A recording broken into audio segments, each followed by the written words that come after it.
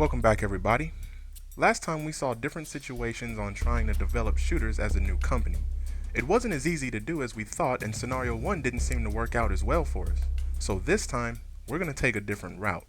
This time, we're going with Scenario 2. So, let's continue. Now, Scenario 2 works the same way as playing the lottery, except the loss here would obviously be much greater. Even though Scenario 1 didn't end well for us, we at least knew that shooters dominated this generation, making it easier for us to come up with some type of idea for a shooter, even if we had to resort to a cheap tactic like cloning another shooter or using graphics to carry it. However, with Scenario 2, it isn't that easy. In prior generations, no one genre really dominated the market, although you could probably argue that statement with the side-scrolling platform type games that dominated the NES generation, though those games at least had different features which made the gameplay feel different. With this gaming generation, however, it's a lot more difficult for us to find out what gamers want besides shooters, or games that have shooting in some way or form. This gives us three different choices at the start. We could try and make an original style game for the Microsoft Xbox 360, but we would have to take into consideration that this console is driven by shooters, making that a huge risk. We could try the same tactic with the Sony PlayStation 3, but would have to realize that with its big exclusive library, it would make it rather difficult for our game to stand out above the others, especially since unlike them, Sony wouldn't be helping us financially.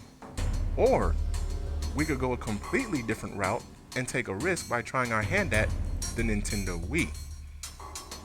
One unsafe route for Scenario 2 would probably be the Xbox 360.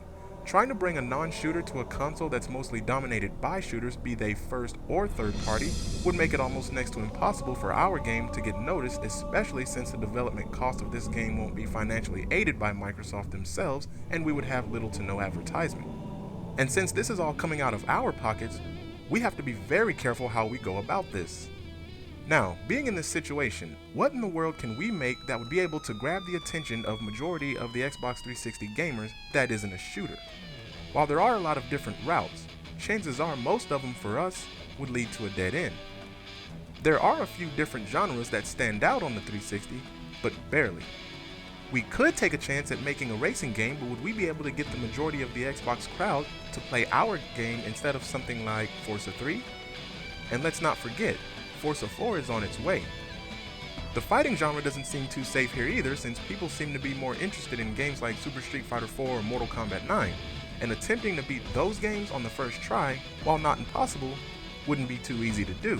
And as far as RPGs go, it may be better to stay away from that genre altogether, unless, we add some guns to it. And even then our competition would still be strong. We could try and compete with Fable, but with our low budget, that may not be the wisest move to make, especially since Fable is surprisingly well known on a shooter-dominated console. The problem for us here is without being a well-known company, it seems that shooters may be the only way to go here. And as far as shooters go, we already know what our competition is there.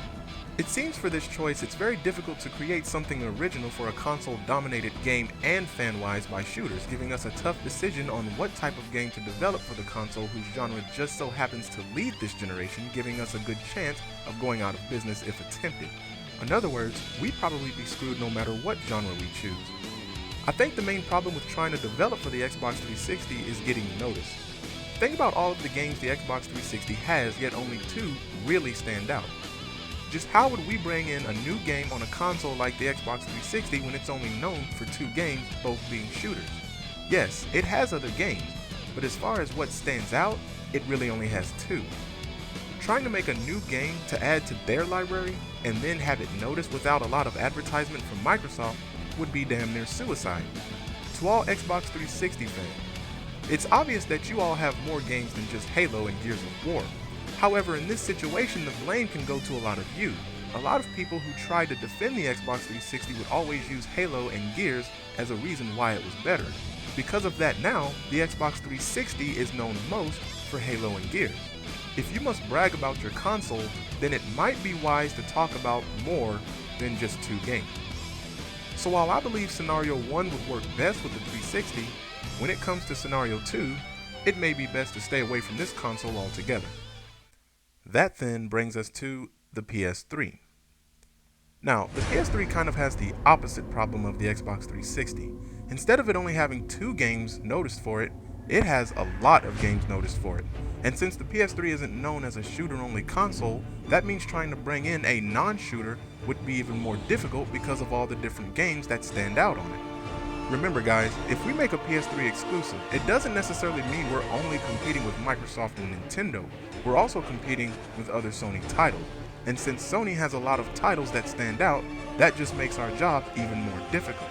Looking at some of Sony's top titles, we can see that as far as the competition goes, we have our work cut out for us. How would we be able to compete with a game like Gran Turismo 5, which happens to be competing with Forza 3?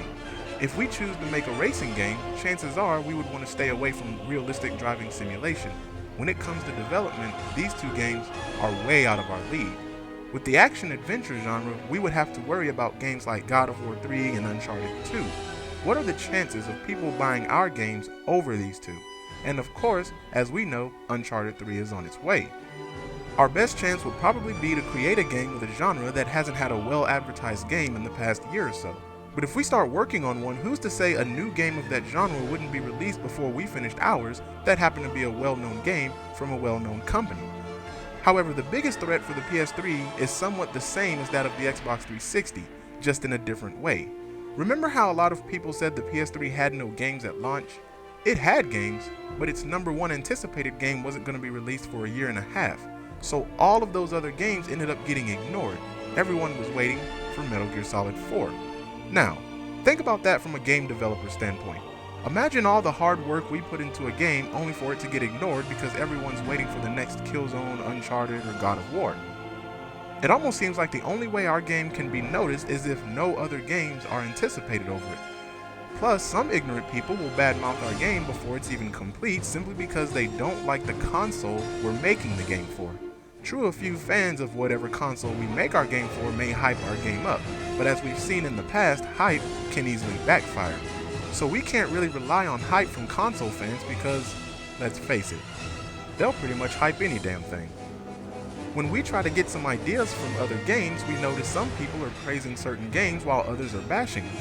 As a developer, we don't know if people praising the game really like it or are praising it simply as a way to defend it from those who are bashing it. And that can be damn confusing when trying to find out just what the hell people like. In this scenario, we can't look at it as which route is the safest route. We have to look at it as which route will screw us over the least. And the way I see it, the PS3 is probably the best route to take here. True, there are a lot of games that will overshadow ours, but developers have been going through this situation for decades, and unlike shooters, originality is a lot safer here. And then there's the Nintendo Wii. And this is where we enter some real dangerous territory.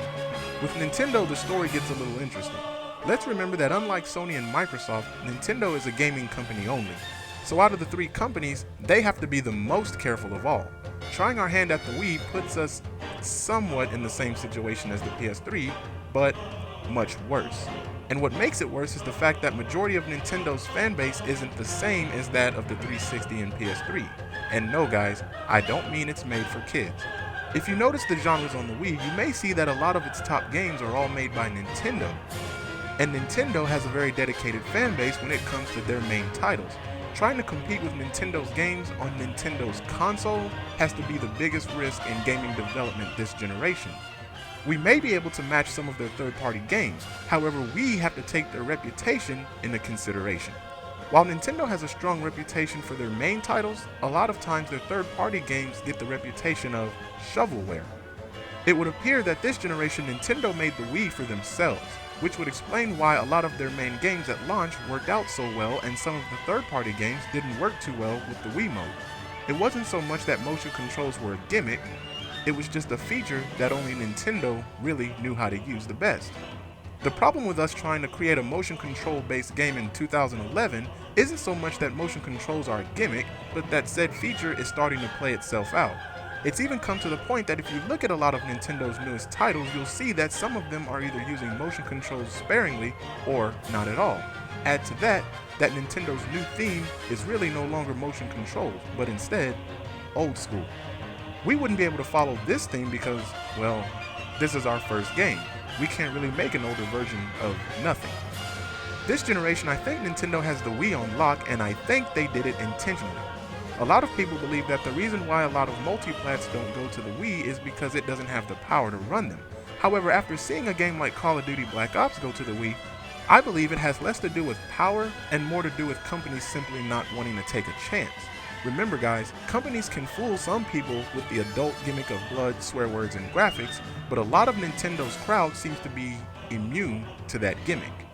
This limits our game genre down significantly, pretty much to the point that it may be safer to stay away from development of this console altogether. The same tactics used for the PS3 and Xbox crowd simply won't work here, and since Nintendo isn't relying on third party, I believe we really have no place here. Chances are, our game would be seen as nothing more than shovelware. True, development would be cheaper here since we wouldn't have to worry about graphics as much, but I really don't think it's worth the risk. So out of all three consoles this generation, I believe that when it comes to development of anything that isn't a shooter, the PS3, while not guaranteed, is still the safest route to take. The Xbox 360 is dominated too strongly by shooters, and the Wii is dominated too strongly by Nintendo. However, there's still one scenario left.